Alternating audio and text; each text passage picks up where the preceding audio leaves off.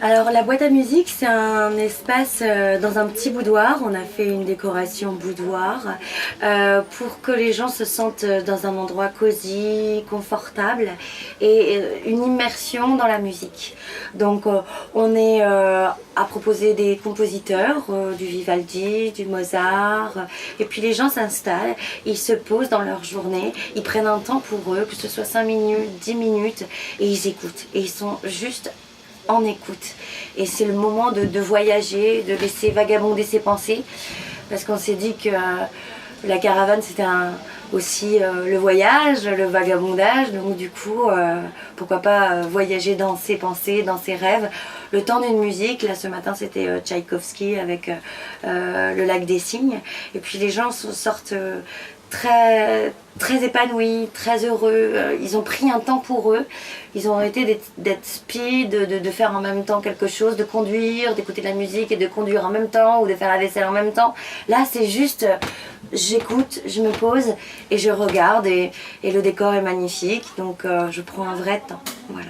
C'est toute l'équipe du festival des semaines musicales, avec le président Denis Aguirre, le vice-président Thomas Bess, qui ont vraiment œuvré à la construction de la caravane. Je pense vraiment ils ont remonté leurs manches, ils ont fait le coffrage, l'électricité.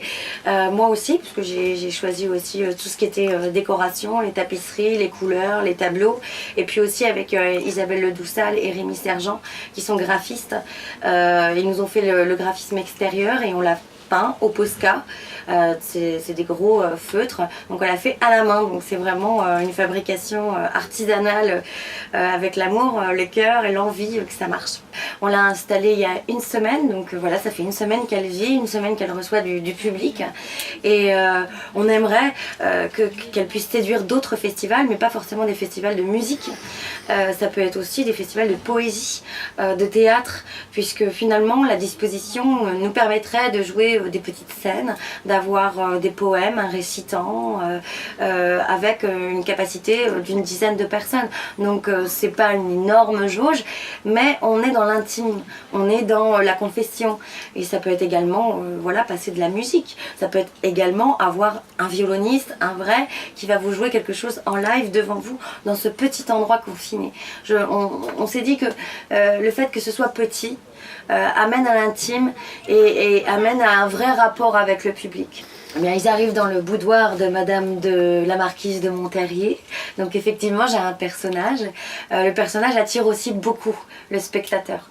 Parce que c'est surprenant de voir une marquise comme ça, en pleine ville. Et puis je leur explique que c'est un moment pour eux, que c'est un moment de musique. Je leur explique que ce matin, c'est Tchaïkovski. Ça les fait découvrir et parfois aussi redécouvrir les tubes de la musique classique. Puisque il y a certains airs où ils disent « Ah, c'est ça, ah, mais c'est Mozart » ou « Ah, c'est Prokofiev ». Et puis ils l'écoutent vraiment. Après on a aussi mis un dispositif de bar où on peut prendre un petit café, un thé et continuer à écouter la musique. Donc je sers aussi à ça. Je sers aussi donc à faire le lien donc entre la caravane, le boudoir, les compositeurs. Par contre ça n'a pas du tout de pédagogie. Là en tout cas pour le moment on n'a pas du tout axé la caravane sur un aspect pédagogique. Mozart, la vie de Mozart, l'époque baroque, etc. Non, on laisse juste les gens, n'importe qui, le tout venant, découvrir. N'importe qui, les enfants, les familles. Alors c'est drôle parce que des fois on voit des familles qui arrivent, qui peuvent être un peu stressées, les vacances, il y a beaucoup d'enfants, il y en a peut-être un petit qui fait une crise. Et voilà, on leur dit venez, entrez, prenez un temps, on va vous mettre un petit nocturne de Chopin, et puis ils ressortent de là et ça se voit sur leur visage, quoi, c'est défroissé déjà. Donc ça fait du bien à tout le monde et les enfants aiment aussi.